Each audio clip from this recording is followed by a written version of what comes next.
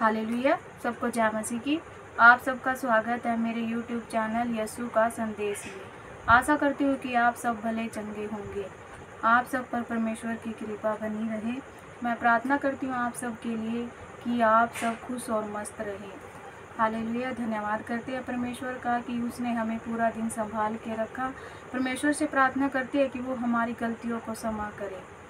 Hallelujah. धन्यवाद करते हैं। आगे का समय भी परमेश्वर को सौंपते हैं कि वो हमें आगे भी संभाल के रखेगा। चलिए आज हम अपने वचन की ओर चलते हैं और पढ़ते हैं नया नियम मत्ती से 13वां अध्याय। आशा करती हूँ कि आप सब इस वचन को ध्यान से सुनेंगे, क्योंकि वचन ही परमेश्वर है। वचन आपके जीवनों में कार्य करे और 1000 गुना 100 गुना फलों को लेकर आए। आमीन। हालेलुया। बीज बोने वाले का दृष्टांत। उसी दिन यीशु घर से निकलकर झील के किनारे जा बैठा और उसके पास एक ऐसी बड़ी भीड़ इकट्ठा हुई कि वह नाव पर चढ़ गया और सारी भीड़ किनारे पर खड़ी रही। और उसने उनसे दृष्टांतों में बहुत सी बातें कहीं। एक बोने वाला बीज बोने निकला। बोते समय कुछ बीज मार्ग के किनारे गिरे और पक्षियों ने आकर उन्हें चुग लिया।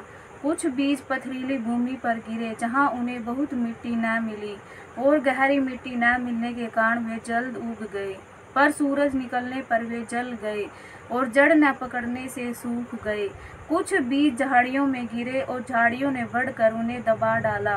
पर कुछ बीज अच्छी भूमि पर गिरे और फल लाए, कोई 100 गुना, कोई 60 गुना और कोई 30 गुना। जिसके कान हो वह सुन ले। दृष्टांतों का उद्देश्य।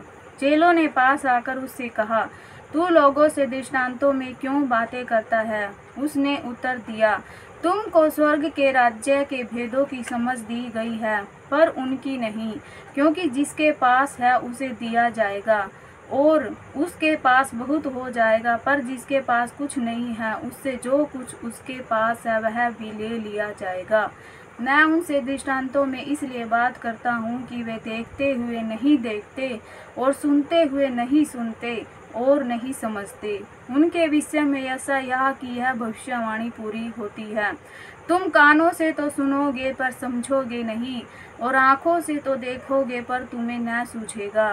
क्योंकि इन लोगों का मन मोटा हो गया है और वे कानों से ऊंचा सुनते हैं और उन्होंने अपनी आंखें मूंद ली है। कहीं ऐसा न हो कि वे आंखों से देखें और कानों से सुने और मन से समझे और फिर जाएं और उन्हें चंगा करूं।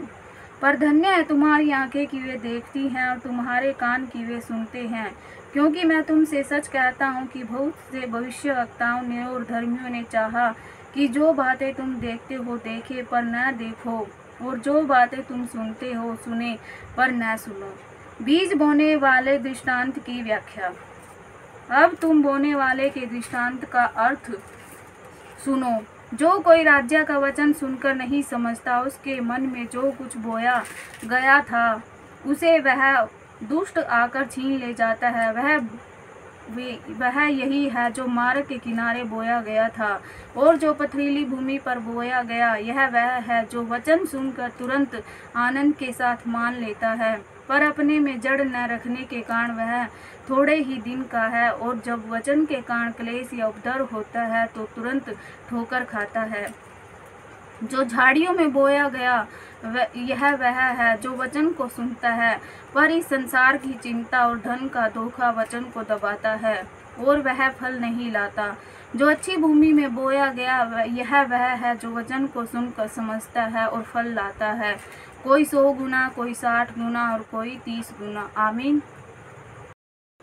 जंगली बीज का दृष्टांत। यीशु ने उन्हें एक और दृष्टांत दिया। स्वर्ग का राज्य उस मनुष्य के समान है जिसने अपने खेत में अच्छा बीज बोया।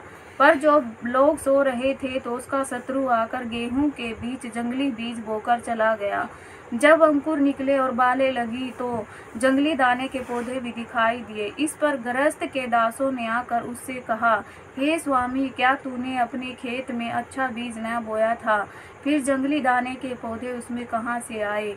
उसने उनसे कहा, यह किसी शत्रु का काम है। दासों ने उससे कहा, क्या तेरी इच्छा है कि हम जाकर उनको बटोर ले? उसने कहा, नहीं, ऐसा न हो कि जंगली दाने के पौधे बटोरते हुए तुम उनके साथ गेहूं भी उखाड़ लो। कटनी तक दोनों को एक साथ बढ़ने दो और कटनी के समय मैं काटने वालों से कहूँगा कि पहले जंगली दाने के पौधे बटोर कर जलाने के लिए उनके गट्ठे बांध लो और गेहूं को मेरे खत्ते में इकट्ठा करो। राई के बीज का दृष्टांत। उसने उन्हें एक और दृष्टांत दिया। स्वर्ग का राज्य राई के एक दाने के समान है, जिसे किसी मनुष्य ने लेकर अपने खेत में बो दिया। वह सब बीजों से छोटा तो होता है, पर जब बढ़ जाता है तब सब शाख पात से बड़ा होता है और ऐसा पेड़ हो जाता है कि आकाश के पक्षी आकर उसकी डालियों पर बसेरा करते हैं। खमीर का दृष्टांत।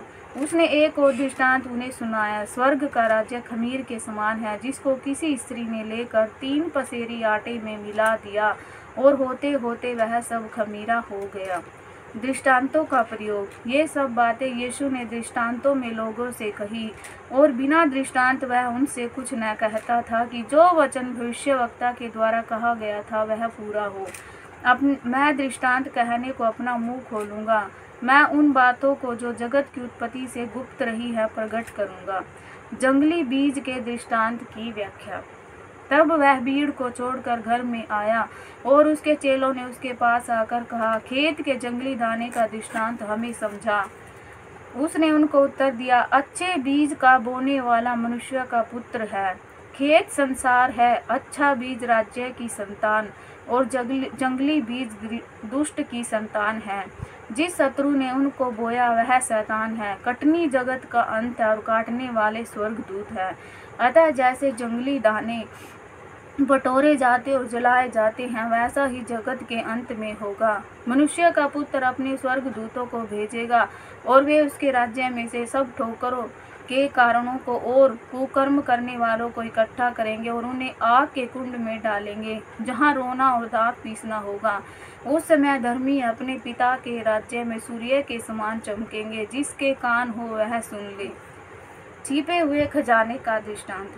स्वर्ग का राज्य खेत में छिपे हुए धन के समान है, जिस किसी मनुष्य ने पाया और छिपा दिया और मारे आनंद के जाकर अपना सब कुछ बेच दिया और उस खेत को मोल ले लिया। अनमोल मोती का दृष्टांत। फिर स्वर्ग का राज्य एक व्यापारी के समान है, जो अच्छे मोतियों की खोज में था। जब उसे एक बहुमूल्य मोती मिला तो उसने जाकर अपना सब कुछ बेच डाला और उसे मोल ले लिया। जाल का दृष्टांत। फिर स्वर्ग का राज्य उस बड़े जाल के समान है, जो समुद्र में डाला गया और हर प्रकार की मछलियों को समेट लाया। और जब जाल भर गया तो मछुए उसे किनारे पर खींच लाए और बैठकर अच्छी तो बर्तनों में इकट्ठा की और निकम्मी फेंक दी। जगत के अंत में ऐसा ही होगा। स्वर्गदूत आकर दुष्टों को धर्मियों से अलग करेंगे और उन्हें आग के कुंड में डालेंगे, जहां रोना और दांत पीसना होगा। पुरानी और नई शिक्षा का महत्व। क्या तुमने ये सब बातें समझी? उन्होंने उससे कहा, हाँ। उसने उनसे कहा, इसलिए हर एक शास्त्री जो स्वर्ग के राज्य का चेला बना है वह गृहस्थ के समान है, जो अपने भंडार से नई और पुरानी वस्तुएं निकालता है। नासरत में यीशु का अनादर। जब यीशु ये सब दृष्टांत कह चुका तो वहां से चला गया और अपने नगर में आकर उनके आराधनालय में उन्हें ऐसा उपदेश देने लगा कि वे चकित होकर कहने लगे, इसको यह ज्ञान और सामर्थ्य के काम कहाँ से मिले? क्या यह बढ़ई का बेटा नहीं? और क्या इसकी माता का नाम मरियम और इसके भाइयों का नाम याकूब, यूसुफ, समोन और यहूदा नहीं? और क्या इसको सब बहनें हमारे बीच में नहीं रहती? फिर इसको यह सब कहाँ से मिला? इस प्रकार उन्होंने उसके कान ठोकर खाई। पर यीशु ने उनसे कहा, भविष्यवक्ता का अपने देश और अपने घर को छोड़ और कहीं निरादर नहीं होता। और उसने वहाँ उनके अविश्वास के कारण बहुत से सामर्थ्य के काम नहीं किए। आमीन। आशा करती हूँ कि आपने इन वचनों को ध्यान से सुना होगा। ये वचन आपके जीवनों में कार्य करे, 1000 गुना 100 गुना फलों को लेकर आए। अगर आपको वचन अच्छे लगे हो तो लाइक करें, शेयर करें और चैनल को भी सब्सक्राइब करें। जय मसीह।